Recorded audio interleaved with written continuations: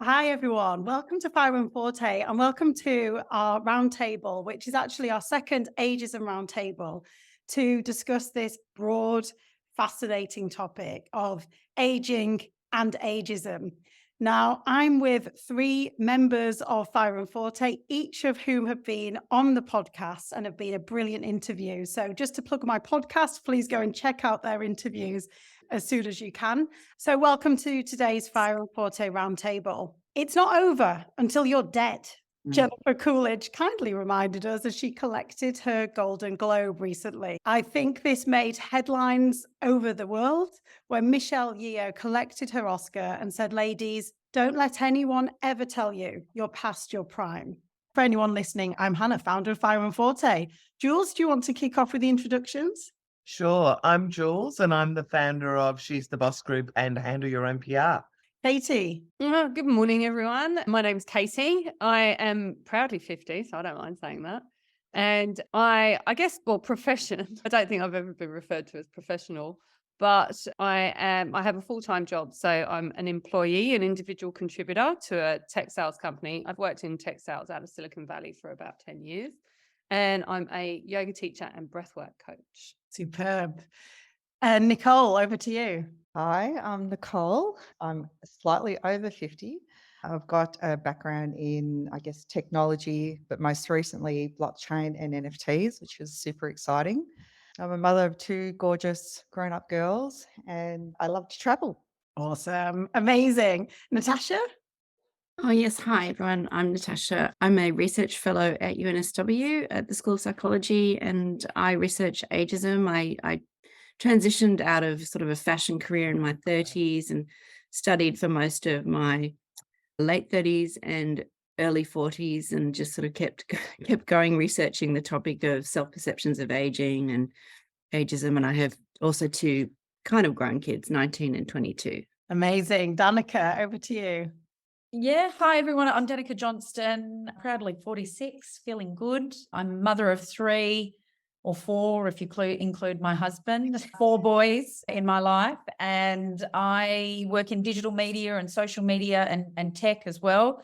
And I'm currently working for a brand new global social media startup called We Are 8, which is all about re-engineering social media for good and caring for people on the planet. And the older I get, the more fascinated I become with technology and the building of infrastructure. So I've kind of felt like I feel like I'm in my place where I should be and loving it all. Anna, I wonder if you could start introducing yourself. Yeah, terrific. My name's Anna Leibel. I'm based in Melbourne in Australia. My background is in IT, and I now sit on boards and also educate boards around cybersecurity and privacy and data. Amazing. Charmaine, over to you. Hey, my name is Charmaine. I'm based in New Zealand. I'm taking care of sustainability as my passion in a corporate role. And I'm happy to be here to join the discussion and add value to a topic that I know is dear to many, many people. Amazing. Thank you so much for joining at 7 p.m. from a cold New Zealand.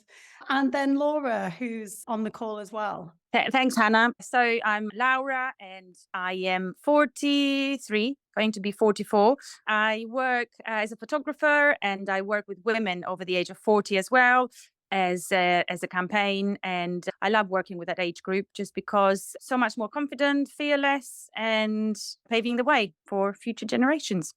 So that's me, and I live in the UK in London. Thank you. Excellent. Let's kick on the topic. Now, when we all got talking about what we wanted to do in this ageism roundtable, there were 4 key actions and conversation points. Let's get beyond the headlines and underneath the skin of some of those headlines. Let's talk about what stereotypes are versus reality from maybe personal experience or observed experience. But most importantly, action. What action could we take for us, for others, at home, at work, in any organization, in our home life? And finally, make recommendations to the world as a group of quite frankly brilliant women. So I wanted to kick off by asking you the question about how you found aging personally. So I have had a very positive experience of aging, not just in the workplace and not just in general, but the response from young people to me is also very positive. Now, I know that this isn't common in many industries, but I work in a very, very young industry. I've worked in tech. It's quite white. It's quite male. We're seeing a lot of change in leadership in our industry, and I've been fortunate enough to work with male and female leaders that see the value of older women in the business. But in all honesty, there is an element of almost shock, I think, around the fact that I'm still thriving and working and having fun and contributing more than a resistance. You know, I think because young people's experience, perhaps of their parents or their grandparents, is that they don't see them contributing in the same way that they do, then perhaps that's why there's always oh, really? Are you 50? I wouldn't have thought that. I guess that's kind of the response. And I think I offer them a refreshing perspective on ambition.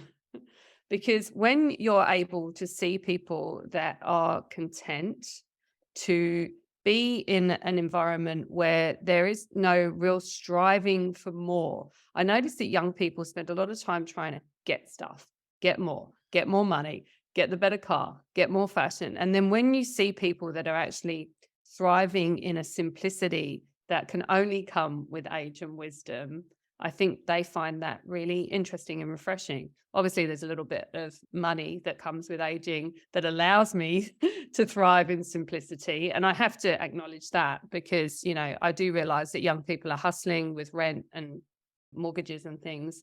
But I do find that, yeah, they're really excited by their future when they see people like me contributing and being able to manage a family and work and being resistant to working long hours and being resistant to conforming to the old school white male workplace.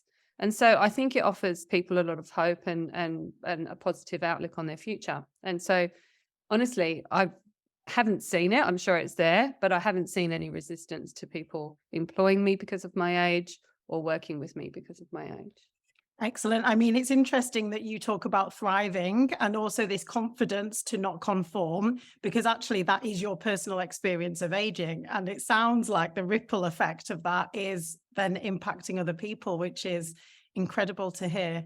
Look, I mean, I'm not thrilled with some of the aspects of aging, but in terms of my brain, in terms of the experience that I've had and how I feel about myself, I think it's been such a positive experience for me. I think I love myself much more now than I ever did when I was younger. And and to go along with Katy, I work with a lot of entrepreneurial women. There are some stats out there that I have to share that will kind of really surprise a lot of people. So particularly in the entrepreneur world, and Katy would know, there's a lot of emphasis on technology. But actually, in terms of business owners or businesses owned by women in Australia, 62% of them are women aged 40 to 65. And yet the whole ecosystem is, the focus and the spotlight is on young women in that startup space. So I think that's a really interesting stat, firstly. Secondly, yesterday I was hosting 75 women for a lunch, and I tried to put together a bit of a rah-rah speech. I like to get them all fired up.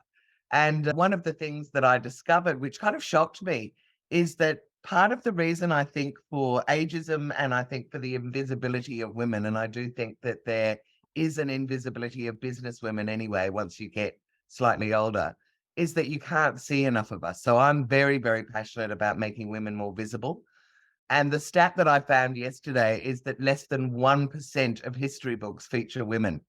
So there's no stories there for younger women and for girls to see themselves, to the, with that whole thing of you can see yourself to be yourself, but what you need to see it to be it. So it's very interesting to me anyway, that there is this kind of, in the employed world anyway, from what I hear, all this ageism going on, because outside of it in entrepreneur land, I'm leading a whole lot of women that are well over 40. In fact, our average age is 55. Most of us have successful businesses we've been running for 5 to 10 years. And I just don't feel that that is out there. And I think some of the misconception that comes from younger women about, whoa, are you 50? I didn't realize it, is that our parents and grandparents didn't look like us at this age. They didn't do what we do. I've got a photo in my bedroom of myself from the back with my grandparents holding the hands of myself and my brother. We're very young in it. I think we're 6 or 7 or 3 or 4. I can't even remember. But I worked backwards and worked out that my grandparents were 45 and 49 in the photos. They look like dinosaurs. They are wearing, my grandmother is wearing like the tweed skirt, the flesh-coloured stockings, the flat shoes, the hair in a perm. My grandfather's got his glasses and his bald head and he's wearing his grandpa type clothes. And I thought that is the perception of what old people are like. So we are breaking barriers, all of us, I think. And those perceptions will shift. But thankfully, what Katy's saying is true. I think embracing technology helps. So I think for some of the people that maybe are facing ageism, there is a perception of a lack of understanding of technology, which is kind of ridiculous because we've been around since the beginning of it. But anyway, so that my take is I love it. I love being 56, nearly 57, and I love being surrounded by women like that as well. And men, but mainly women. No prejudice, but a little bit. Yes. Thank you so much. That's so fascinating. I'm just to build on this point around technology, obviously, especially Danika and Nicole working in tech for quite a significant part of your career. I wondered if that's a surprise in the industry when there's this, when you're commenting on how much you know about technology, if the perception is that it might be younger. Nick, what's your view? Yeah, absolutely. And I was a similar experience to Katy, where people are surprised that you know anything about technology and you're enjoying it, you're having fun. And I say it probably keeps me young because the people that I generally work with are always quite young. I find myself, and I'm feeling, the best I ever have. I'm exercising every day. Both of my kids are out of school, so there's freedom without the school fees and all that sort of thing. I've recently finished a contract and looking to find work. And this is probably, usually I just, get roles really quickly. And I think I mentioned to you last week when we chatted, this is the first time I've actually found it really hard. And I wondered, is it because my resume is too extensive? So I've actually chopped off 15 years of my experience to make myself look younger. So I think that, I'm not sure, I'm feeling that at the moment there is potentially some ageism, and until you're able to get in front of a person and then talk to them and show them that if you're over 50, Right. that doesn't mean you're old, and that means you've still got a lot to give, and you've got a lot of experience to give to companies.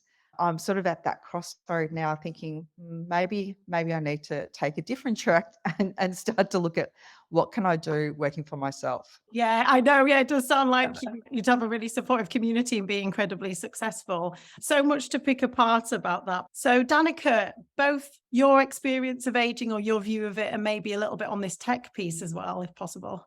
Yeah, gosh. And all these conversations have really thrown me because I find this fascinating. And I find this fascinating when you say women are changing their age on their CVs to be recruited. A man would never do that. And that is my experience in growing up in media marketing and tech. That's my opinion. I just, I can't imagine my husband going, I better change my age to be recruited. And maybe I'm being naive in that. I think that's it's disappointing to hear that, because I resonated with so much of what the ladies have already said, in that is my intelligence factor and my sharpness around my capabilities and my skill set and learning, I find is just escalating north. And I really feel that. And Hannah, we've talked about that before. I can't wait. I'm 46. I can't wait till I'm 56, because if I feel sharp now and I keep feeling that sharpness escalate and move north, then I really look forward to that, Jules. And you spoke so eloquently around that as well. Like, just your capability does not stop. It doesn't erode. It actually improves. So I'm really encouraged to hear that from these other ladies. I think my experience with ageism, I grew up with really working class, hardworking parents. I remember mum having multiple jobs. She'd have 2 or 3 jobs in between school hours. Dad was, I think he liked to think he was an entrepreneur. I'm not sure. He was in property or something. So mum always had to fill the gap. So I just always remember having two incredibly hardworking parents. They worked all the time. And I think that instilled a real grit in me that you never, ever give up. And I remember both my mum and my dad always saying that, never, ever give up and push through boundaries. I grew up in TV in the 90s in TV networks, and they were the glory days of TV. I mean, it was really the only media. You had radio and whatnot, but it was the halcyon days of TV, and it was male. You know, I was somewhat tokenistic probably as a female employee, but I started in media agencies and found myself in a TV network because I remembered what mum and dad said: push your way through, get the job, do it.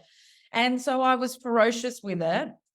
And I just never let any glass ceiling or barrier push me back. I'm sure I lost promotions to men, but also women, 100%. But I think as my industry has progressed, it's become digitized because, you know, digital became a thing against traditional media. So that became really exciting, this technology piece and digitization of marketing and media. But with that, what companies started to do was recruit really, really young people. So I think, again, I had to validate you have to validate, no, I'm really good at this. I've got 15 years under my belt. Well, I've got 25 now, but I think so. There's always this, you've got to keep sharp and you've got to keep at it, which I have, and grateful for me, the industry that I work in rewards that. So I feel fortunate because I'm in an industry where you can be in your 40s, and most of my colleagues at the top of their game are doing that. So I'm probably different in that scenario. I don't think it's certainly not a cue that you take your foot off the pedal and go, well, I've got 25 years experience to the person sitting next to me who's only got 7. So, you got to keep working at it. But I think what's also wonderful in the industry that I work with is all these young people coming through technology, media, marketing, social media, platforms, etc., are looking for mentors with experience. And I see this a lot. And I love this space because I think when I'm mentoring people, that keeps me sharp as well. And it's this shared learning. So I'm sharing that expertise and that learning. And I think it's a really healthy ecosystem that plays out in the industry that I work for. That's an excellent point, because it becomes this hopefully really lovely life cycle. Thank you. There's so much again to talk about, because also it's about role modeling, and it's almost like we have to amplify ourselves even more and each other in particular industries, isn't it? Natasha, obviously there'll be lots of pieces of your studies that you can reference on this, but from a personal perspective, I was going to ask you how you found aging so far. Yeah, I love to pick up, other people's points. Jules, in particular, you were talking about, we gain wisdom. I think everybody picked up on that we gain experience. I think one of the things is that we don't see older women celebrated and that experience celebrated for what it is, and it's our lived experience, but there's also a lot of research that suggests that is the case. And so I think what's interesting is that there's a real disconnect between our own sense of aging and our subjective self. We think like we're hitting 40 and we're hitting our stride and we're feeling like really confident and amazing, and then there is sort of this outer world kind of reflecting back to us from the media where there's a big gap and an absence of amazing women, like in this group. And we're sort of thinking, okay, where is the amazingness being reflected back to us? It's starting to change, like with those 2 slides that you showed, Jennifer Coolidge. In fact, it's funny when you put that up. I'm actually doing a forthcoming presentation next week to do with ageism, and I have those 2 exact slides. I think isn't it? Is there only just 2 women that we can... Yeah, no, because, you sort of grasp onto the exemplars that are sort of starting to show, but we know in our real lives, like people in our age groups, like I'm 53, but, 40 and above, women are just starting to become so amazing. Like I don't know many women that aren't amazing, in their 40s. They just handle so much, like, kids, work, social things, everything, right?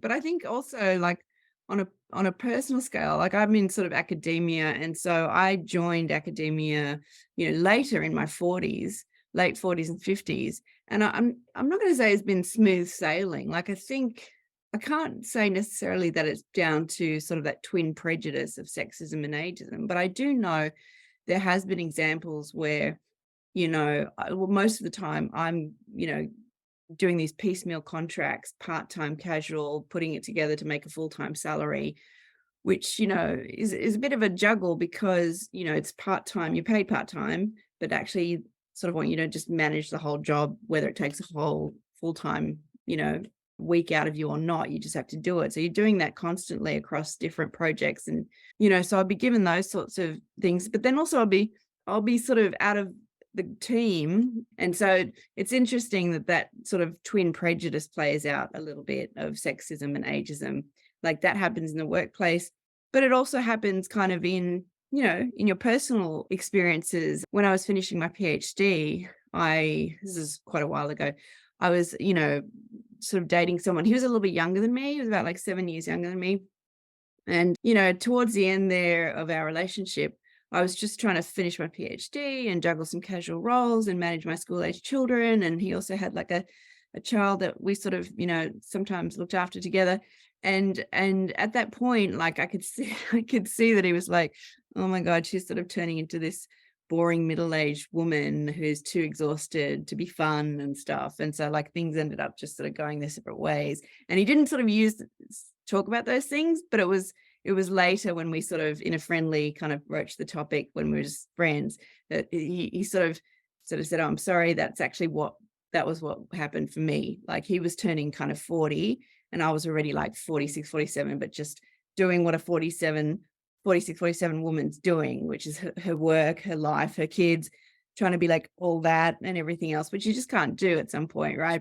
And so it was just one of those things. So you can see like, it can be alienating, this like having to live up to being like, young that all the time. So there's that intersecting thing of ageism and lookism and sexism that can impact you on the personal level, but it can also impact you in the workplace, So anyway, so there's just a couple of examples. Laura, I'm wondering if you would mind sharing your thoughts. Yes, sure. So in terms of aging, to be honest, I think we do sort of get a certain age and we stay at that age, no matter what the numbers tell us. So for me, I think in my head, I'm still 32, no matter what the numbers are. But, that's just to say that it's a mental attitude, it's a body attitude, and it's an attitude that we can have in terms of age. So not to feel that, oh, I'm 44, damn, I'm not in my youth anymore. It doesn't matter. It's a gift anyway. And, we've got to make the most of the years we have ahead, of the health we have, and how to keep it up and to nurture it. So that's my view about, my personal view about age. Excellent. Interesting one. I'm wondering if 32 was a particularly good age for you that made you stick at that point, or you just felt as though you'd maybe reached a certain point and you stayed there when you're as a personality evolving or something. Yeah, absolutely. 32 I felt it was like the peak in the sense of, I felt good, I looked good, I had just before having my first child, I was in love, I was working, I was having a good career. It was a good time in my life. So, and I just felt, yeah, this is great. And I still feel great, although, obviously, your body starts to a little bit of a change here and there, your skin and your hair and so on. But, as long as we're still here, that's what matters. And for me, that's the main thing. Amazing perspective. Thank you. Really interesting. Thank you. Charmaine, what are your thoughts and experience of aging so far? So I think it's important to, as you age, respect your journey and really be kind to yourself, because we go through changes. And sometimes if we are perfectionists, that can play itself up negatively. And as long as we remember that we are going on a journey and we appreciate where we've been, I think we can add so much of value to the younger generations and those that come up the pipeline. And when we want to pay it forward, it becomes so much more purpose-driven as you age, because you realize that you have this value and this wisdom and this knowledge to pass on to others that you would have wanted yourself as you were going through the journey. So to be able to do that for others in itself is fulfilling as you age, and you get a sense of contentment. What an interesting perspective. And has that been your experience? Have you respected your journey, would you say? I would say for me, it's been like a constant evolution of learning. I am a lifelong learner. So every time I learn something new, it's like a explosion. And I think to myself, wow, I'm so much better than I was a few weeks ago, a few months ago. So for me personally, that's been rewarding. And it's almost as if a feeling of, now that I know something, I need to pass it on, or I need to impart this to someone else. I can't keep it to myself. And that's why my career in a corporate environment has been very fulfilling, because I do seek out the new recruits and those that come through the system that are looking for someone to have a familiar face and a buddy to guide them through the system. And so when I edify myself, I'm able to pass that on. And that's pretty much been a journey that I can attest to, because it has been rewarding as I go through the journey getting older. Lots in there. Brilliant that we can think about the impact on others throughout this time. And I mean, I can't help but think of you when Charmaine talked about lifelong learning, and you've just taken up another qualification and studying. But what's your experience been of aging and this? Well, I was actually just going to share, Hannah, that even when you asked the question, it's funny that my mind went straight to the physical age in terms of the physical appearance and age. And I think that for me, that's this bias, whether it's conscious or unconscious, about what we think of people physically in terms of getting older. But for me personally, I don't think about my age very often. I don't feel my age, and I haven't felt it probably ever. In fact, I think I was probably a bit of an old soul when I was younger. I was always a bit too serious when I was young. But for me, I've really enjoyed it as I get to know myself better and become more confident in my ability and really be clear on how I want to spend my time. I think when you get to our age, you've got a lot of experience, life experience as well as work experience, and a lot of opportunities come your way. And I think it's easy to get caught up doing things that other people want you to do. Whereas I think one of the really strong things that I've focused on is how I want to spend my time and who I want to spend it with. And then on top of that, the learning piece. I've always loved learning, and I've done that in different ways. But being at uni now, and it's pretty full on, feels like a real privilege. I think to choose to study as we do get older, for me, just the time, that investing the time in doing it and the time in yourself and really learning something new and challenging myself. There's some parts of uni that I'm finding really hard, and that actually feels good. So yes, it's fantastic. I think aging is something we have no control over, so we might as well just make the most of it. It was so interesting. Everyone's talking about learning and also a sense of empowerment as well. Managing your time is crucial, isn't it? I think maybe time becomes more valuable. To Laura's point as well about being lucky to be here, perhaps that is something that we realize as we move on through life and think, well, we're going to make the most of time. And maybe that helps us make those decisions. Happy for you to kind of, ponder or add to that or not. But I'm just wondering about the stereotype versus reality. Laura, I know that you worked in a corporate career until a few years ago. So what was your experience before? And are you enjoying maybe working on your own? Yes, going back to your point about the workplace, just to add to that a bit, in the UK there's a big drive to bring the over 50s back into work, because obviously there is a skills shortage, there's a workforce shortage, and that's basically the over 50s have the experience, the knowledge, and so they're trying to lure them back into work. But the way they're doing it is not the best, because especially women over 50, they don't want to go back to the 9 to 5, or they don't want to be labeled as the old is returning, and so on. So there's a lot of issues around, perceptions, how it's going to work in practice, and so on. So it's positive in a way, but it's got to take into account, the over 40, over 50s and women's views and how it should work for them. They don't want to be, next to a junior working their hours on end. They just want to, dip in and out, or be called for their expertise, or, they've got their own requirements. So that's on that. And then going back to my experience where I worked in the law firm, for example, I think in terms of representation of women and men, I think there was sort of the majority were men, and especially in the senior positions, in the positions of, partner and equity partners, they were mostly men. It was quite a big firm, and things haven't changed so much. There is always, reports coming out about, the gender gap, always still big, still increasing, and the people in senior positions are less women and more men. So there's still work to do, but at least these things are being acknowledged. And for me, being out of that world is good. I don't miss it. But on the other hand, I know that the impact you can have is bigger, obviously, when you are part of a bigger thing. So that's the main thing. So for me, working for myself and working with women who still are in those positions is good at the moment. So I get it from them, and who knows what will happen in the next 5 years. Really interesting perspective. I didn't think you'd say, I really miss going to the office 9 to 5 every single day, but you never know. I have read about the over 55 return program. Absolutely. So has anyone got any other views of maybe how we personally would like to work in the next 10 or so years, or how we might be able to bring some people back into work around the whole thing that Laura spoke about actually, I don't want to be doing 9 till 5. How can we make it more appealing? One of the reasons I left my corporate career was because I still think there's a real challenge around true flexibility.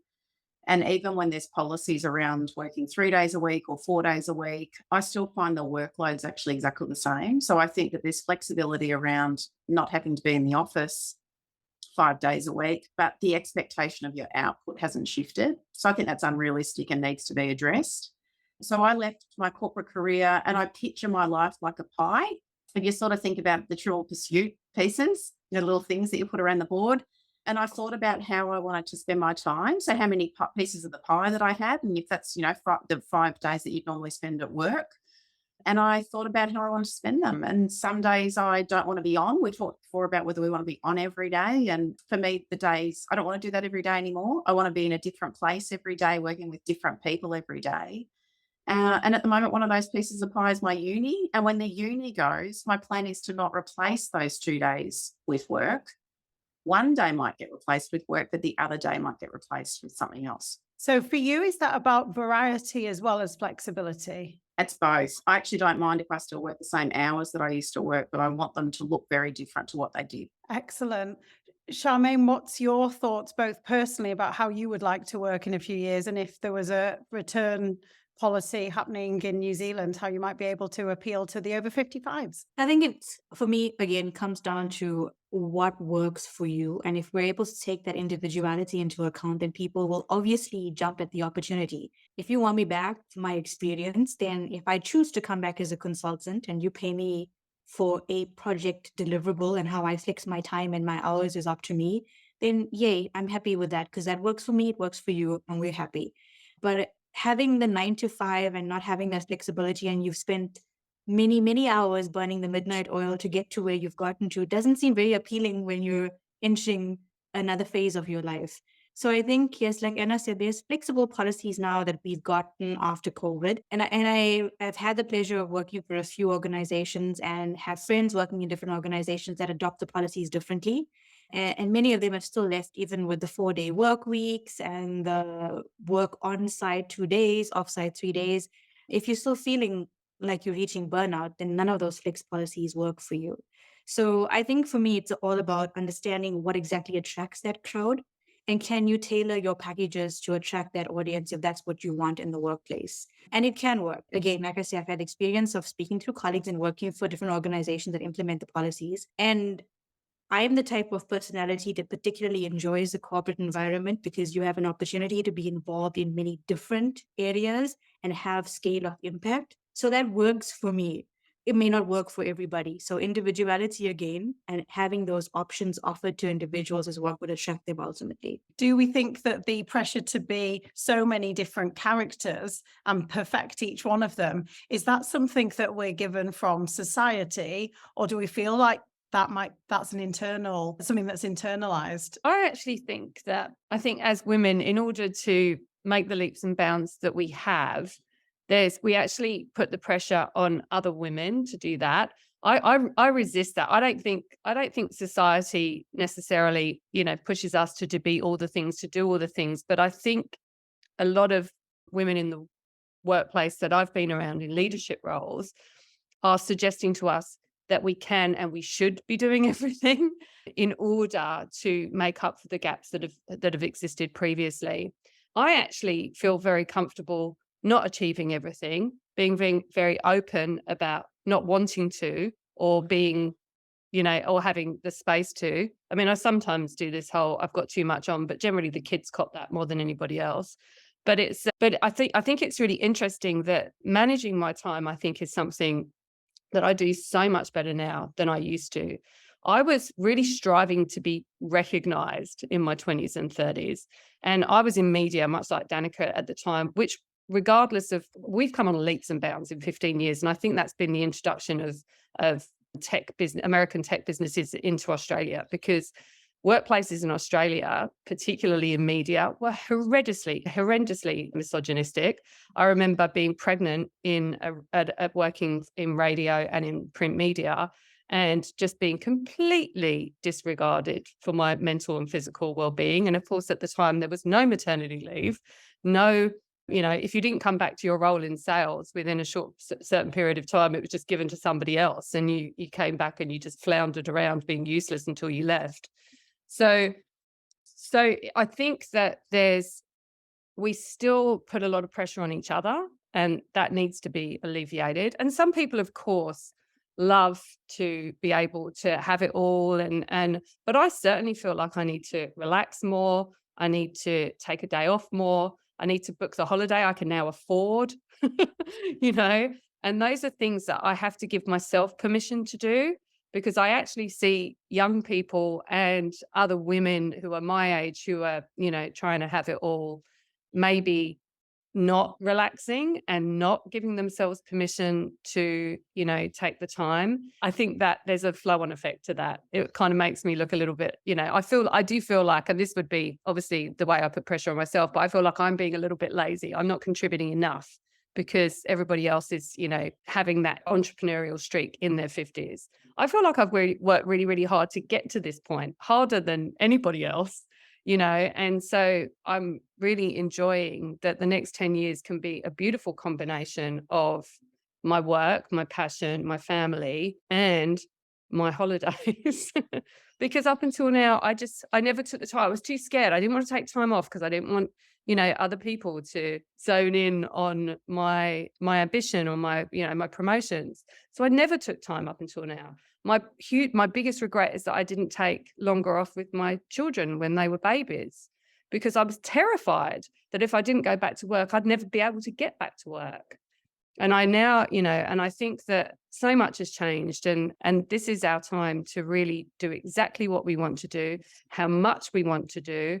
And while we do actually have to demonstrate and be visible, and I think that's so important, Jules, we absolutely have to be visible. I do think that women in their 30s now are looking around and going, those guys have got it super easy. And I was like, shit, like I was told I couldn't breastfeed my baby just before an interview. Like I remember, and it was only 12, 13 years ago. So I think that we have set a really great path for our younger friends, but it was a slog. And now is our time to do exactly what we want, when we want, and as much of it as we want. Yes, let that be a headline and advertisement for this life stage. What's everyone else's view of society versus the pressure that we get from maybe other people that might be around us? To that point, I think one of the things that I've done over the last couple of years, and I know that you're starting to do it, is interviewed female founders and interviewed women in business. And I've done about 200 interviews. And one thing that I can say directly to Katy's thing is burnout is absolutely real. So many women of our generation have had to change careers or have had to stop working for a year or so because they have pushed themselves so friggin' hard that they have made themselves seriously sick and their adrenal system is broken or whatever. So one of the things that I think that we have learned by this age is that we need to look after ourselves, or otherwise we won't have that energy to keep going. And so I love the comment with the holidays, Katy. I have to say, you were quite right. I think if if we had, and I went back to work, I had twins and went back to work after 6 weeks. I was employed at the time. And I absolutely felt that if I didn't do it, I wouldn't have a job. And to be honest, I don't think I would have. I don't think in those days that I would have had a job, and I probably would have had to have been out of the industry for a long time or take a very low hanging job or low ranking job in order to get back into the industry. So thank God that's changed and that there is recognition now for maternity leave. But I think women that have tried to juggle everything for too long, certainly in the past, have burnt out. And I mean, of the 200 women I've interviewed, probably 40% of them have done that. So that was a really interesting fact to me. And one of the questions I asked a woman was, if you had a meeting cancelled, what would you do with that extra time? And for me, no doubt at all, I'm hitting the sofa and I'm going to watch TV or I'm going to relax. So a lot of women I speak to say, oh my God, I go, fantastic. I can now work even more harder on something else. So it is a mindset that you need to change. I just also wanted to just quickly talk about what Danika was saying about that men wouldn't take their age off their CVs. I think that was you, Danika. Interestingly, men are going through exactly the same thing. And there's a great guy called Hunter Leonard who has written quite a lot of books about it and has been working around ageism. And I know him quite well. And the stories he has told me of people, and I also know anecdotally of people that I know, of men in their late 40s and 50s who've had a very senior job, head of sales, CEO, something very big. They've left that job or been asked to leave and they have not been able to get another job. Or if they have, it's taken 3 years and it's some shit role that they never would have wanted. It's interesting, but I do think that ageism is everywhere. And thank God as women, we prop each other up, because I don't think the boys do that in the same way. So I do think women are going to roll through this ageism thing myself. Jules, I think to that point, you know why I see it more than with women? Because I think our adaptability to move into the circles where, I find that men in business, whether it's, a modern business or an archaic business, they play to their strengths. Whereas as women, and, this is a good thing and a bad thing, but we're super, super adaptable. So I see myself thriving in any workplace, in any environment. I can find somebody that I can connect with. And I see that with most women. I just also wanted to very quickly, and I will shut up in a minute, talk about TV and TV land and media land, because it is incredibly sexist. And what started me on my journey to start She's the Boss was I did have a TV show on a streaming network for a little while. And the stat I found was that the Institute of Media Diversity in Australia released some research at the end of 2020 that said that Australian free-to-air television programmers are all, as in 100%, Anglo-Saxon men over 50, which is why we don't see each other, because they don't get us. And the other thing that's really interesting is Geena Davis, who has started the Institute of Media Diversity and is such a guru, released some stats that said that women over 50 feature in less than 4% of media globally. And if you put that together with the history books and all the rest of it, you can start to see why we're just overlooked. And we need those role models for the younger girls. Anyway, I'll shut up now. But that was excellent. And I think it's interesting because you wonder if that all combined leads to this sense of I need to work harder, which in turn leads to burnout. Natasha, I wondered from your, again, personal life and professional life, what views you had on some of these conversations.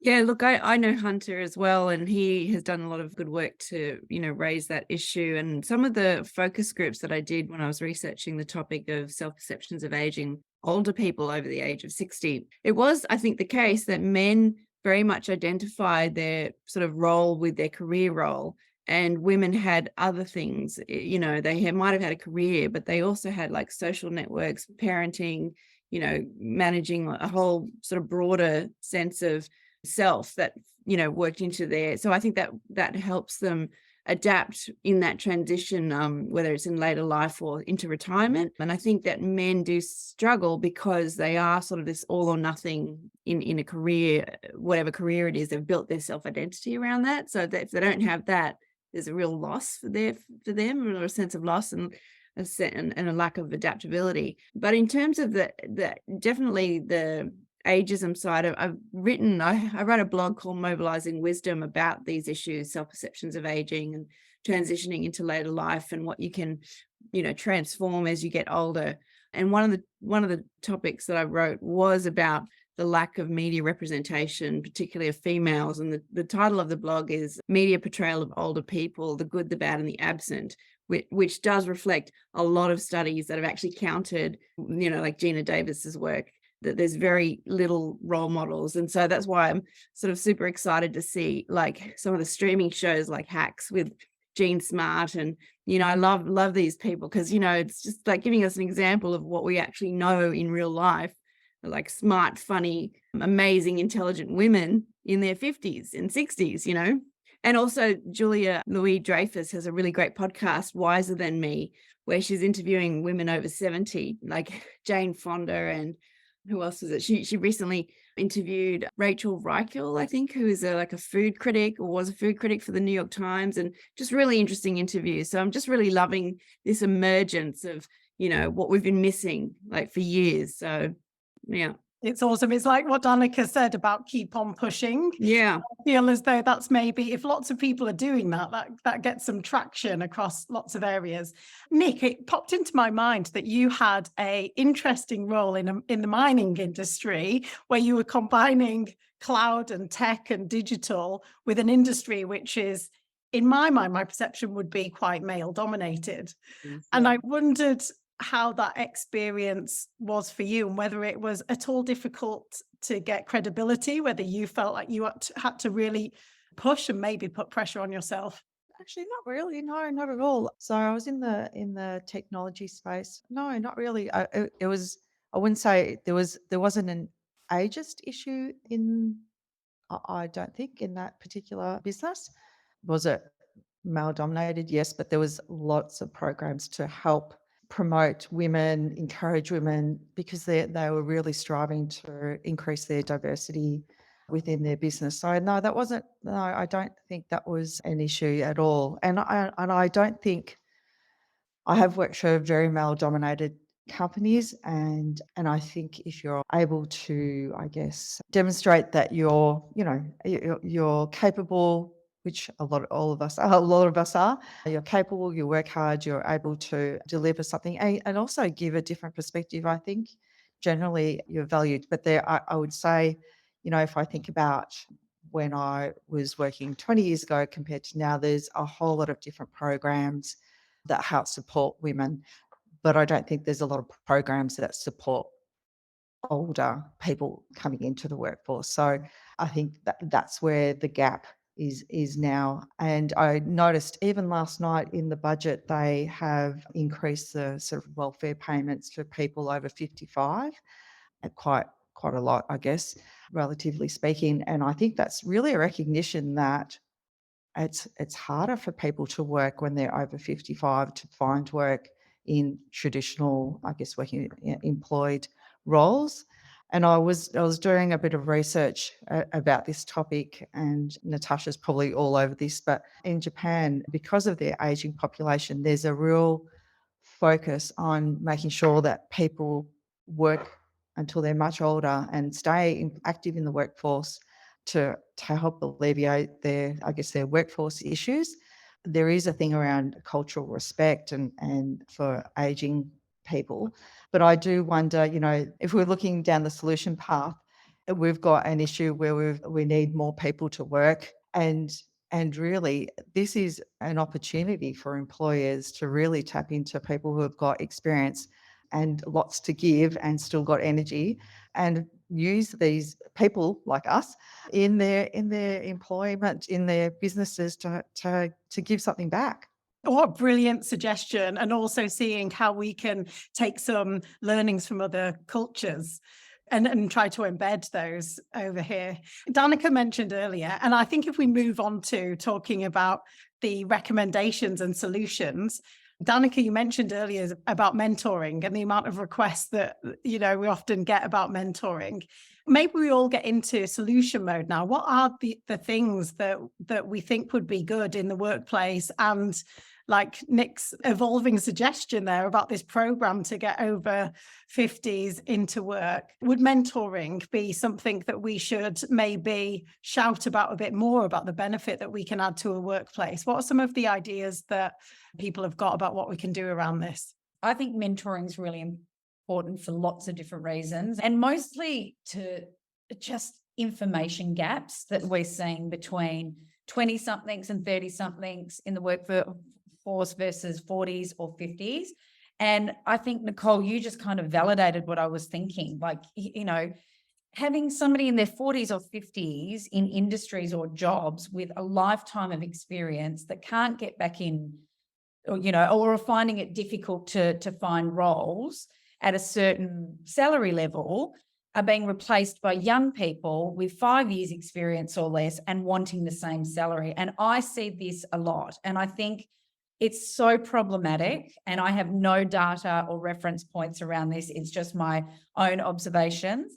And so if you think about that, it's crazy because, and this is what does happen in industries and sectors and organizations, if you recruit young people, back in my day, you know, it was like doing the apprenticeship. You knew you came in at a certain salary. And really, I did my apprenticeship growing up at a TV network and in media. I honestly did. It was like I was a chippy or a sparky. You started at the bottom and you worked up, and you really understood that work ethic. And what we're seeing now, certainly in my industry, people, you know, not kids, young people straight out of uni or whatever with ridiculously high salary expectations, not congruent to market expertise or life lessons or anything. And it's and so I was really despondent hearing that from Nicole, that you've got this wealth of experience in older generations like us that could do the job really effectively, but maybe being replaced or overlooked with people with far less experience. So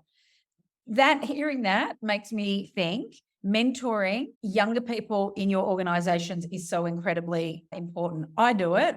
I set expectations. You know, I tell people what I think they're worth, their market value, if it's their first or second or third job. Not comparatively to what I was paid, because my first job was in a media agency and an advertising agency, being paid $18,000 a year. And I thought that was the best thing ever. You know, I thought that was just the best thing ever. I didn't go to uni. I should have. I was about to start uni in 2 weeks and then got a job in an advertising agency, and off I went. But I think life experience and helping younger people put guardrails and, like, you know, really strong expectations on what the workforce is. I think that's a really great starting point with mentoring, because I'm seeing it all wonky. I really am. I'm raising 3 boys. I often think about when they're in the workforce, and, you know, even my 12-year-old, I'm saying to him, don't expect that you're going to, you know, your first job will be on six digits. It shouldn't be. It shouldn't be. You know, you don't have those experiences. So I think setting expectations, boundaries, guardrails, and just benchmarks for this younger generation is so important, because the market's skewing itself in the wrong way, it feels. Interesting. Natasha, over to you. Recommendations or solutions that you might want to add to this list? Yeah, look, I think I can probably add from some of what I've reviewed in the literature, in HR journals, and what studies that have been out of Europe. There's been a bit of research in Germany trying to really focus on how we can promote more intergenerational teamwork. And it does come back to that sort of mentoring, but also mutual mentoring, that where, you know, it's not just sort of senior people sort of giving advice to younger people. There's that element, but there's also younger people kind of mentoring older people in whatever they've learned. But there is a lot of sort of generational stereotypes as well that the media always loves to like headline, which, you know, just there's a lot of stereotypes that aren't representative of what's really happening. Like, people are actually more different within their generation than, you know, across generations. So, you know, there's just a lot of that stereotyping that needs to be broken down. And I think that informs why we have sort of quite age segregated society. We've got very age segregated, like in our institutions, in schooling and in work. So I think we just need to break that down a bit, because when you do actually, in the right conditions, get those intergenerational groups together, they actually perform better than the separate younger generation versus older generation, the intergenerational groups. And it's not rocket science. Obviously, you've got wisdom, you've got experience, and then you've got younger people as well adding into that, you know. And sort of, we talked about how, you know, younger people and teaching and mentoring younger people keeps us sharp as well, because you're using all of your information and knowledge in a new way as well. So you get a lot out of it too. And I think we just generational stereotypes and age stereotypes hold us back from really using that superpower, Incredible. Katy, it sounds like your workplace does do this. You sound like you've got a really positive experience. Have you got any solutions, maybe based on that or on anything else that you think could, if other workplaces or people could take on board, it would help? I want to echo everything that Natasha just said. So I learn heaps from young people. I also give them the stuff I don't want to do because I find it too hard. Like, that they enjoy. Like, I love intergenerational work. I think the reason that I love what I do so much is because I work collaboratively, and that's across generations. It's across leadership and juniors. Like, and I think all of my workplaces have attempted to, not always managed it, but attempted to have this like real cross collaboration across age, across, if you've got a workplace that's really thriving, interdepartmental conversations. And so collaboration is key. I also think that being able to not thrive in a man's world, but really play to our strengths is the way that we're going to succeed. And I think to Jules' point, we have so many skills. And I heard we've referred a lot to experience, right? But sometimes that can be pigeonholed into, I have experience in doing this role, therefore I will be able to continue to do this role. But I think what I've seen in the workplace and what I know I'm capable of doing many things that are outside my listed experience on my CV. I want to play my hand at different activities within my workplace. And so everybody knows that I can be relied upon to support them in roles that don't lend itself directly to my experience, but that I would be highly capable of many things within the organization because I'm comfortable saying it. I'm good at this. I'm not great at this. Give me this stuff, I'll dominate. Give me this stuff and I will, sink like a ship. So because I understand what I love, what my strengths are, it doesn't necessarily play out to what my experience is. I've been in sales for 30 years. Like, it's sales. But but I love now public speaking at events. I run wellbeing in my workplace. I am not great at a lot of the technological advances. I don't enjoy it. So I handball that to somebody else and I take on something that they need help with. Yeah, it's fun. It's fun if you open yourself to the possibilities and don't restrict yourself. Thank you, Katy. I think these are really good examples of what we can take into the workplace and suggest. Is there a stereotype that you think in society or how you thought you might look in your 40s when you were, I don't know, maybe 15 years old? What did you imagine the 40s, the 50s to be like? Was there a stereotype there? And how does that maybe compare to the reality? Now, that could be physical appearance or life. Charmaine, what do you think about that one? Oh my God, I think we are a generation that's bombarded by media, right? So I always thought that I was going to age so beautifully and so gracefully, and it was all going to happen magically, like the pictures in the magazines and the TV. And I had this picture of Isabella Rossellini in my head, and I was like, that's how I want to be when I grow older. And it was like Anna saying, it's so physical. We just automatically go to the physical part of aging. It's unbelievable how we've been conditioned. And then, of course, you get older and you realize, well, I suppose aging that way is going to take a lot of high care maintenance and probably photoshopping and a whole lot of unrealistic expectations as well. So you get a lot more realistic about what you see and what your expectations were and how you thought that process would occur. But in that process, again, if you're kind to yourself and as you go through the journey of self-discovery, you don't know what you don't know till you learn and you experience it on your individual journey. And if you have that mindset of, okay, this is what I thought, but this is what it is, and you embrace that honestly and authentically, you'll be able to navigate those challenges, whatever those biases were or preconditioned thoughts that you had, you'll be able to navigate them with the best of your ability without causing self-harm and appreciating them at the end of that journey, that this is a more realistic point of view versus what you may have thought or had. Excellent point. And Laura, I'm thinking that as a photographer, you're probably not only experiencing that yourself, but maybe seeing women who were not confident in front of the camera, and you've helped bring that confidence. So this aspect around physical appearance, maybe what the stereotype of an over 40 looks like versus reality. What's your experience of? Yeah. Well, so in terms of that, I have found that there's a mix, really. The women that I have photographed that are over 40, they didn't seem to have an issue, in terms of their physical appearance. They embraced it, and they had, words and an attitude that was about, well, maybe you get a little bit slower, but you manage that and you work with it. Or maybe, you don't look as firm as you were, but again, it's part of acceptance, and it's part of enjoying and part of making the most. I've had maybe one case where there was about the confidence boost, and it wasn't so much about the appearance, but it was much more about the role played as a woman, as opposed to the role played as a mother, and raising to that womanly, role that she wanted to see herself in.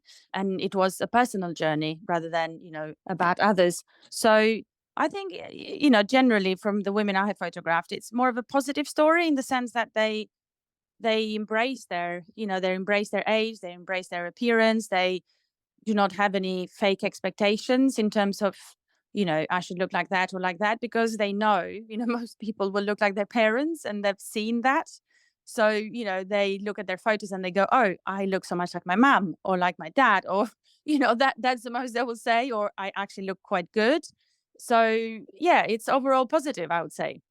That's wonderful. What do you think, Anna, on this topic? It's quite a juicy one, isn't it? It really is. If I sort of think about my benchmark when I was, 15, and thinking about what it would be like to be in my 40s, the only real reference I could draw on is my mum and her friends.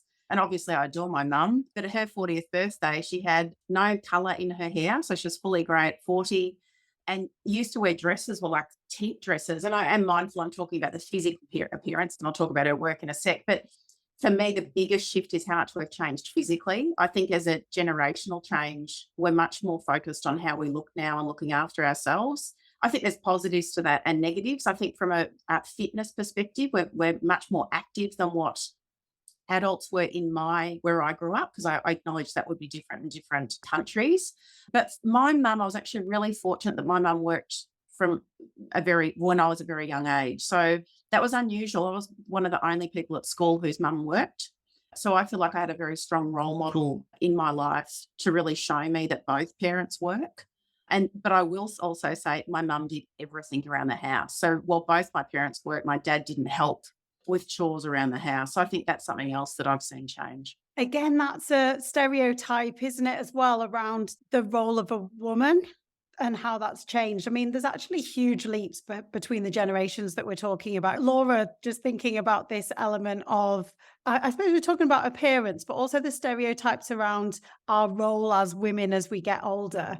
How do you find that? Is there anything that you feel that you or people around you are pushing against? Maybe, obviously, you've got a family and a working mum. Is there any expectations there that you found? I think expectations are sort of changing all the time, which is a good thing, because there is less pressure and things can be done on the basis of choice. And also things change over time. So what works for the current 5 years might not work for the next 5 years. So I find that there is less pressure on women, as long as women are strong enough as well to make it known, that this is what I want to do and this is how I see it.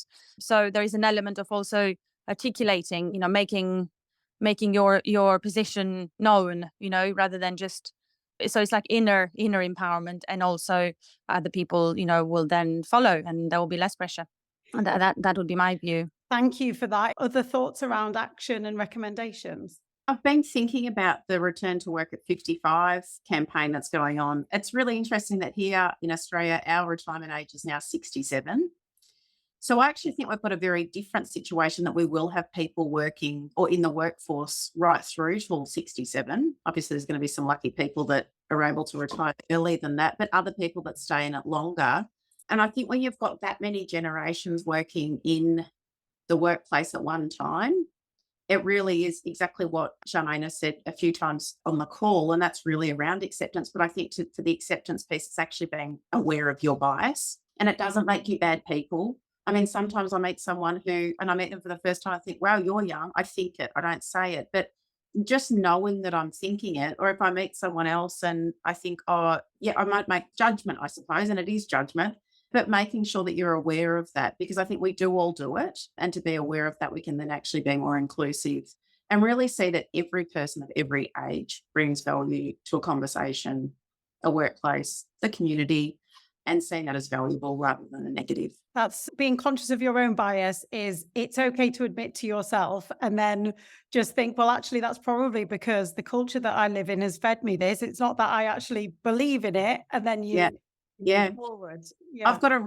really great example is that about 5 years ago, I was asked to participate in an interview of a PhD student, and he was doing a PhD in digital transformation. And his name was Jeffrey. So I knew nothing else about him. So I made the assumption in my mind that he was older than me, A, because he was doing a PhD, and B, because his name was Jeffrey. And I got downstairs and met him for an interview, and he was 24, 25. And I was like, that is awesome, because it really challenged me and held a mirror up around my bias. I had made assumptions based on two things. We've all been there. When you think about that, your mind triggers, doesn't it? I mean, my surname is Maud, and I've always been in on the joke that, old lady Maud, because sometimes people email me and they get the words the wrong way around and think it's my first name. Amazing. I think bias is a really good thing to be aware of. I wanted to actually just to add one more little thing, Hannah, if it's not too late. Part of the recommendations is to go and check out Noon. I don't know if you've come across that. It's a platform for people over 50, basically, people in their 50s, and it's called noon.org. And it's led by Times magazine and Times newspaper editor. And she left her job a couple of years ago and started this. And she's rallied lots of women in their 50s who are doing their own thing, and they do a bit of lobbying, but not like massive scale, but it's mainly in sort of social media platforms, events on their website. They do retreats, and they've got a good membership. So have a look at that, because they obviously talk about similar things, and they have their own views, especially on the return to work policy for the over 50s. Brilliant resource. Isn't it great? There's these role models that maybe our mums didn't have, or, aunties, etc. It's brilliant. I'll link that. Nick, to wrap up, I know you suggested programs, but is there anything that you'd like to add to the list of recommendations that could happen in the world? And I'm wondering, particularly when you work in digital and tech, if there's anything that you'd like to see change. I am seeing, I guess, in social media, in the media, there is some positive messaging starting to happen. So Mamma Mia, one of Australia's largest female-focused media organisations, just released a podcast called 456, which is an 8-part series focusing on women in their 40s, 50s and 60s. And I think if they're starting to recognise that there are women in that age group that they need to be targeting, that's obviously where I guess there is a bit of a groundswell around communicating more to those people. Mecca, I've started seeing using older faces when they do their makeup tutorials, which I think is really smart. Women who are in their 40s and 50s are the ones who have probably got more financially able to buy a whole lot of the products that Mecca is selling. And on social media, I'm seeing a lot more women, like a woman called The Silver Lining or Aging Disgracefully. So women in their 40s and 50s that are promoting different products that are, letting their grey hair show, I guess. So I think that we're starting to see some tiny shoots of people starting to recognise that women in their 40s, 50s, 60s and beyond worth embracing, recognising, revered for their wisdom and their experience and self-confidence in knowing what they want. I just think in the workplace, there's still some opportunity to improve in that particular space. Amazing. What a brilliant wrap up. And I'm going to link all of these because I think we've got some great podcasts and recommendations that have come through. So I would like to thank you all for participating in this call with such fantastic, actionable ideas and insights. So thank you for spending the time, whether it's your morning or evening. And I look forward to sharing the results and your ideas. So yeah, thank you so much. Thank you, Hannah. Thanks, Hannah. Right. Thanks, Hannah. Thanks, Bye, everyone. everyone. Thanks, guys. Bye. Thank you. Thanks, Thank Hannah. you. Take care, everyone. Bye. Bye. Bye.